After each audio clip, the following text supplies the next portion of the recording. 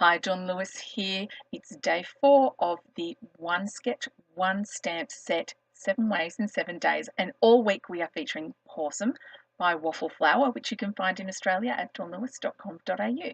So first things first, let's stamp. I'm using the Dash Hound today with a little party hat and a balloon. I will be stamping in Memento Tuxedo black ink so I can colour with Copic markers, and I will double stamp for a more dark black line.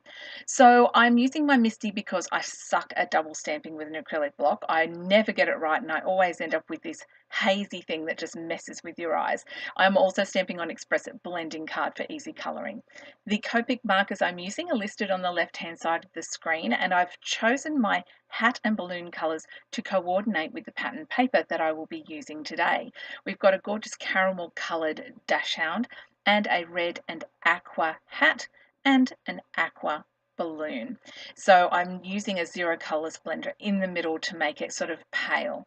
I am cutting everything out with scissors and leaving a little bit of like white space around the outside of it to give it that die cut look. So card 1, what I'm doing with the sketch today is I'm actually flipping it on its side. So I've actually turned our sketch, say a quarter turn anti-clockwise.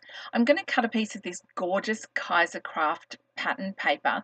It's got hundreds and thousands, or I don't know, what do they call them somewhere else? Hundreds and thousands on the front, and it's got this gorgeous rainbow grid on the back. And I am going to cut 2 pieces because I'm making 2 cards today. I'm starting with a white card base, and it took me a while to decide which side of the paper I was going to use. I have cut a black mat that is a fraction smaller, so it's going to leave a white border all the way around. And today I'm using 3mm double-sided tape just because it's so easy to tear. I don't need scissors, which is nice.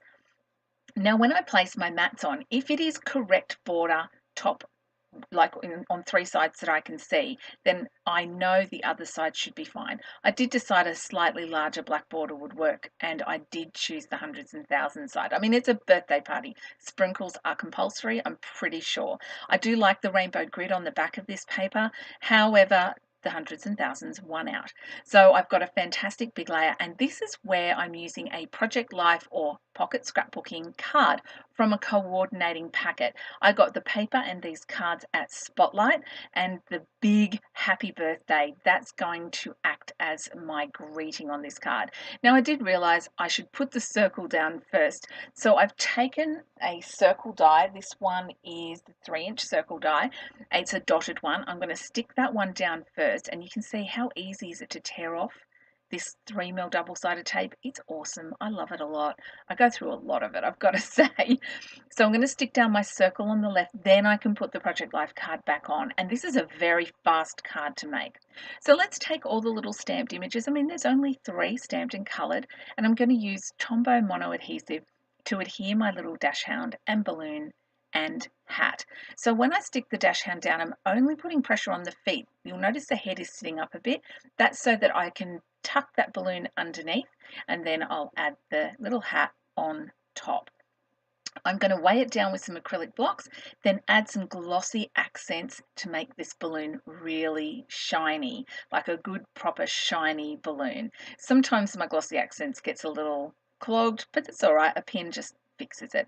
I'm adding a little black glaze pen to his nose to make it shiny, and that is the end of our first card. See, I told you it was easy. Now card number 2 is pretty much identical.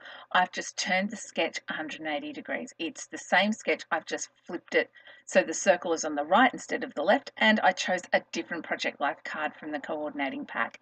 I used a blue balloon for this one, and I've used some different colours on the hat, and you can see close-up photos on my blog. There's a link in the description box down below. The process is exactly the same, and I've got to say these cards came together really, really quickly. So if you have Project Life cards sitting around in your stash, these are the smaller ones, but if you have the big 6x4 ones, they'll do the entire background. It's pretty amazing. Again, this one gets the glossy accents and the black glaze pen, and here are both of the cards side by side. I do hope you are enjoying this video series and what you can do with one sketch and one set. Thank you so much for watching, and a big thanks to those of you who subscribe. I very much appreciate it. You can find a link below to all of of the details and a materials list on my blog with close-up photos. I do hope that you have a very crafty day, and I will see you tomorrow. Bye for now.